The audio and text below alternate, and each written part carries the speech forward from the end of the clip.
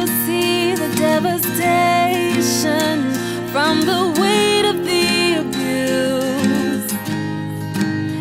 Yeah, when the ones who feel superior hurt the ones who feel inferior.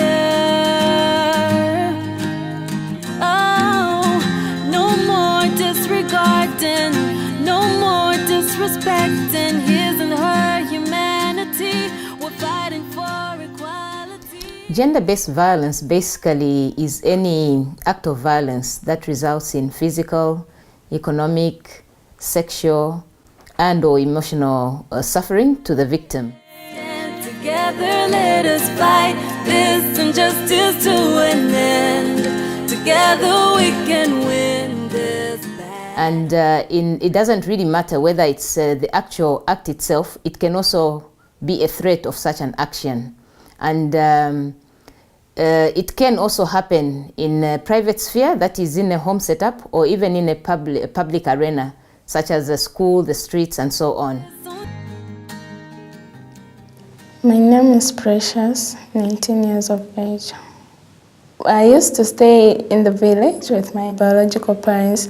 Then my aunt came to pick me. She was my father's young sister. And my father accepted that because he also wanted me to get educated. Because education in the village is quite poor. So he thought when I come here, I would get good education. And because I also didn't want to disappoint my father, I stayed. I lived there in Chawama with my aunt and my uncle. We were just the three of us. I was about 6 years old when I moved to Chawama. It wasn't easy for me because I missed home very much. I missed my parents, my siblings, and everyone else back home in the village. There was no possibility to visit my parents because it was very far. So it wasn't easy for me. The violence started when my aunt got sick. Then she was in bed for some time. Then one day, my uncle asked her if he could bath me, because I was young by then, I wasn't able to bath myself. Then she said it was okay. That's when he started bit by bit. The first day of bathing me, it was just okay. He bathed me well. Then the second day, he asked if he could wash my private part. And I said no. Then he insisted. I let him do that. Then from there, that's how he started. Like, I'd go in the house, he would ask me if he can touch my private part. And of course, I would say no. Then it went on just like that. Uncle, why are you closing the door? Every time, like when we're just the two of us at home, my aunt is not around, he would ask me to do that. The situation developed like when he's come back from work, he would bring me biscuits, drinks, and everything, just to make me accept what he wants from me. Because I was scared to be beaten, I would let him touch my private part. Sometimes he wouldn't just touch, but he would try to put his finger inside my private part. I didn't even know anything of such. For me, it was more like a normal thing. So I had no hard feelings about it. I didn't do anything because I was afraid. I was afraid to tell my aunt about it because I was afraid that she might beat me. I didn't tell anybody. It went on and on, but as it went on, it got worse and worse. He would do all such crazy things on me. He would put his fingers in my private part, and sometimes he would have sex with me. And I was young by then, it used to be so painful. I was 7 years old. It went on until the time he was 13 years. That was the time he died. I was relieved when he passed away. I was glad. I was glad because somehow I felt I was free. I felt that I'm free. There was no one who's going to do that again to me. My family's reaction was not too good because they kept a distance from me. Even now, because I don't know, because I feel that they've put a blame on me to say I let that happen to me. Yes, there are people that helped me. I went for counseling at YWCA. They counseled me. They told me, even though my family can reject me, there are other people who still care about me. And they've been always there for me. Like when I have a problem, I go there, share with them, they counsel me on it. I used to think about the abuse before the counseling session, yes, but after the counseling sessions that I've had, I don't often think about them. I started the counseling when I was 17 years old. When I started the counseling, I used to go every week. Then we changed to every after 2 weeks. But now that I'm at school, I go there every after a month. They've helped me to realize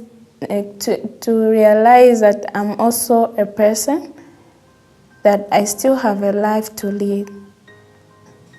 And I thank God I'm recovering from it.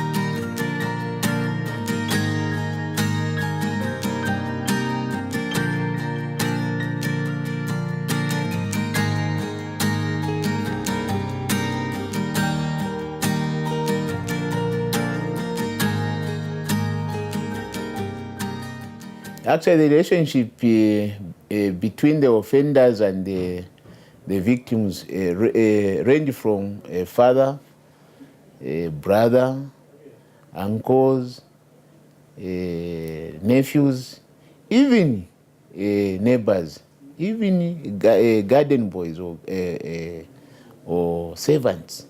So gender-based violence cases are committed by people who are known to the victims.